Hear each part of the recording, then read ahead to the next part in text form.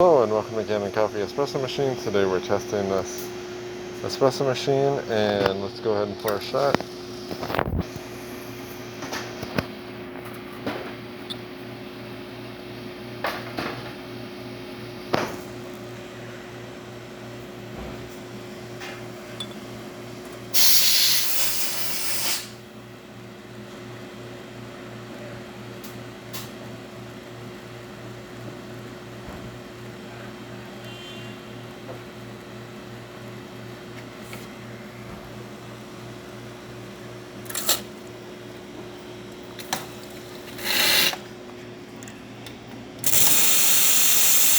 So yeah, the hot water and steam work well, and no more smoke. I just had to replace the electrical connector.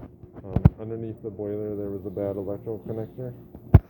You can't see it from here, but anyways, it was not a big deal. So let me see if I have, here's the burnt connector right here.